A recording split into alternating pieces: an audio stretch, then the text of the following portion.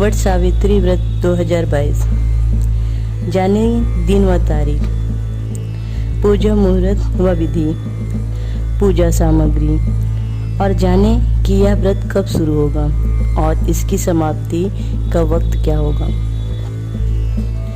हिंदू धर्म में पति की लंबी आयु और उनके सुखमय जीवन के लिए सुहागिन महिलाओं द्वारा कई व्रत रखे जाते हैं। उन्हीं व्रतों में से एक व्रत वट सावित्री का व्रत है। यह व्रत हर साल ज्येष्ठ मास की अमावस्या तिथि के दिन रखा जाता है।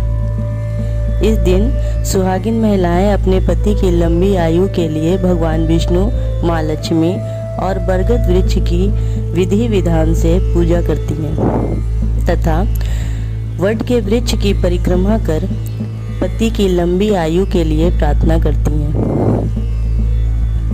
पंचांग के अनुसार वर्ष 2022 का वट सावित्री व्रत 30 मई 2022 दिन सोमवार को रखा जाएगा। इस दिन सोमवती अमावस्या भी पड़ रही है, जो कि इस साल की आखिरी सोमवती अमावस्या होगी। अमावस्या तिथि प्रारंभ होगी 29 मई 2022 दोपहर 2:54 पर और अमावस्या तिथि की समाप्ति होगी 30 मई 2022 को शाम 4:59 पर। वट सावित्री व्रत की पूजा विधि। वट सावित्री व्रत के दिन महिलाएं सूर्योदय से पहले उठ जाती हैं। वे तिल के बीज और आंवला से स्नान करती हैं। इसके बाद नए वस्त्र पहनकर 16 श्रृंगार करें। पूजा की सारी सामग्री को प्लेट में सही से रख लें। बरगद वृक्ष के नीचे सफाई करने के बाद पूजा की सारी सामग्री रखें और स्थान ग्रहण करें। सत्यवान और सावित्री की मूर्ति को वहां स्थापित करें। फिर अन्य सामग्री जैसे धूप, दीप, रोली, भिगोए चने, सिंदूर आदि से पूजन करें। लाल कपड़ा अर्पित करें और फल समर्पित करें। बांस के पंखे से सावित्री सत्यवान को हवा करें और बरगद के एक पत्ते को अपने बालों में लगाएं। अब धागे को पेड़ में लपेटते हुए जितना संभव हो सके 5, 11, 21, 51 बार बरगद के पेड़ की परिक्रमा करें।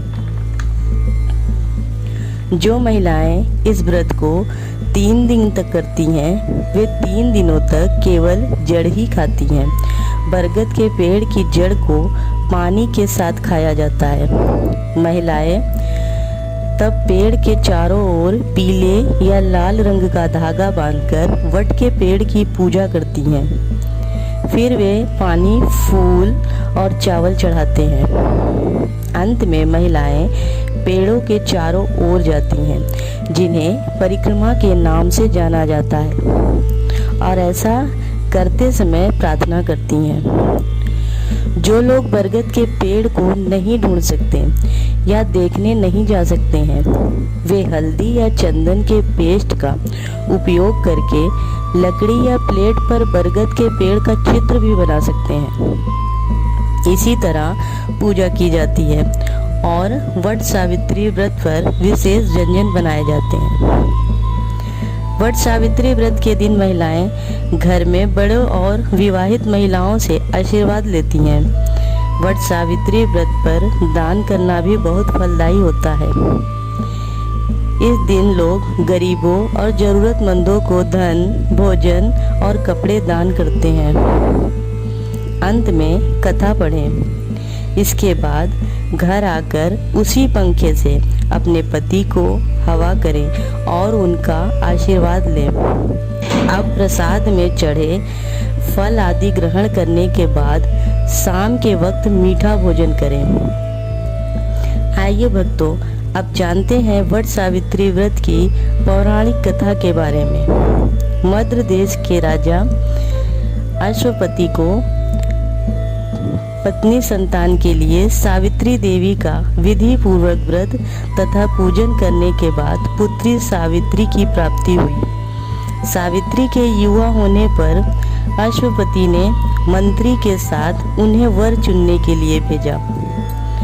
जब वह सत्यवान को वर रूप में चुनने के बाद आई तो उसी समय देवऋषि नारद ने सभी को बताया कि महाराज धूमत्सेन के पुत्र सत्यवान की शादी के 12 वर्ष पश्चात मृत्यु हो जाएगी। यह सुनकर राजा ने पुत्री सावित्री से किसी दूसरे वर को चुनने के लिए कहा, मगर सावित्री नहीं मानी। नारद जी से सत्यवान की मृत्यु का समय पता करने के बाद वो पति व सास ससुर के साथ जंगल में रहने लगी। नारद जी के बताए समय के कुछ दिनों पहले से ही सावित्री ने व्रत रखना शुरू कर दिया। जब यमराज उनके पति सत्यवान को साथ लेने आए तो सावित्री भी उनके पीछे चल दी।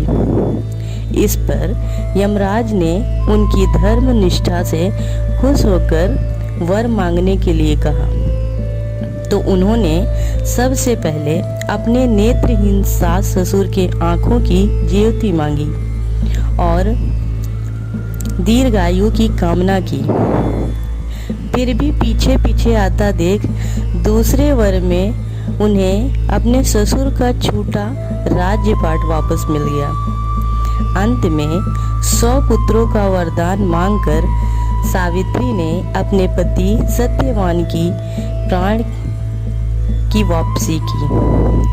अपनी इसी सूझबूझ से सावित्री ने न केवल सत्यवान की जान बचाई बल्कि अपने परिवार का भी कल्याण किया। दोस्तों, इस वीडियो में दी गई जानकारियाँ धार्मिक आस्था और लोक मान्यताओं पर आधारित है। इसे सामान्य जन रुचि को ध्यान में रखकर प्रस्तुत किया गया है। यदि आपको हमारा वीडियो पसंद आए तो कमेंट बॉक्स में ज़रूर लिखिएगा। जय माँ भवानी।